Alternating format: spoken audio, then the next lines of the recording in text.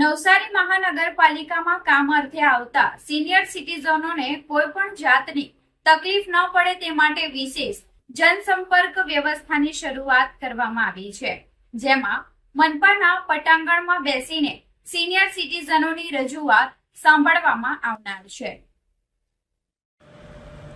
નવસારી નગરપાલિકા મહાનગરપાલિકામાં રૂપાંતરિત થતા તેનો વિસ્તાર નોંધપાત્ર રીતે વધ્યો છે। હાલ મહાનગરપાલિકાનું નવું વહીવટી ભવન નિર્માણાધીન હોવાથી જગ્યાના અભાવે મેયર, ડેપ્યુટી મેયર અને વિવિધ સમિતિઓના ચેરમેન સહિતના પદાધિકારીઓ હાલના જૂના ભવનના ઉપરના માળે કાર્યરત છે।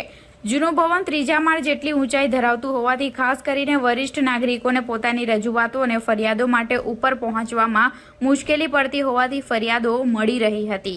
આ બાબતે ધ્યાનમાં રાખીને મહાનગરપાલિકાના પદાધિકારીઓએ વરિષ્ઠ નાગરિકોની સુવિધા માટે નવી પહેલ શરૂ કરવાનો નિર્ણય લીધો છે। આ નિર્ણય મુજબ દર સોમવાર અને ગુરુવારે સવારે 11 થી 11:30 વાગ્યા સુધી મહાનગરપાલિકાના ભવન સામે આવેલા પટાંગણમાં જ બેસીને માત્ર સિનિયર સિટીઝનોના પ્રશ્નો અને રજૂઆતો સાંભળવામાં આવશે, તેમજ તેમના પ્રશ્નોના ત્વરિત નિરાકરણ માટે જરૂરી કાર્યવાહી કરવામાં આવશે। આ વ્યવસ્થાની આજથી સત્તાવાર શરૂઆત કરવામાં આવી છે। વરિષ્ઠ નાગરિકોને સરળતાથી પોતાની સમસ્યાઓ રજૂ કરવાની તક મળે અને તેમને ઉપરના માળ સુધી જવાની તકલીફ ન પડે તે હેતુથી આ નિર્ણય લેવામાં આવ્યો હોવાનું જણાવ્યું છે। અન્ય નાગરિકો અગાઉની જેમ મહાનગરપાલિકાના કાર્યાલય ખાતે ઉપર જઈને સંબંધિત પદાધિકારીઓને મળી શકશે। આ પહેલને વરિષ્ઠ નાગરિકો માટે લોકસેવા અને જનસુવિધા તરફનું મહત્વપૂર્ણ પગલું માનવામાં આવી રહ્યું છે।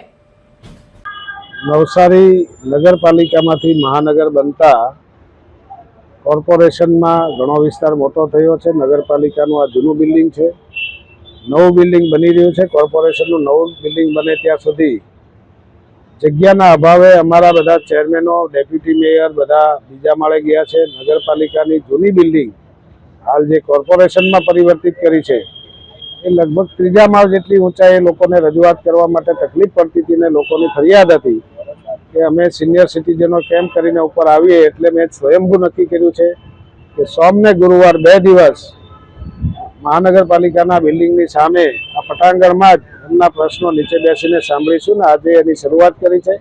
દર સોમવારે અને ગુરુવારે 11 થી 11:30 ફક્ત સિનિયર સિટીઝનોના પ્રશ્ન અહીંયા નીચે બેસીને સાંભળીશું, એનું નિરાકરણ લાવીશું, બાકી એના લોકો પછી ઉપર મળી શકે।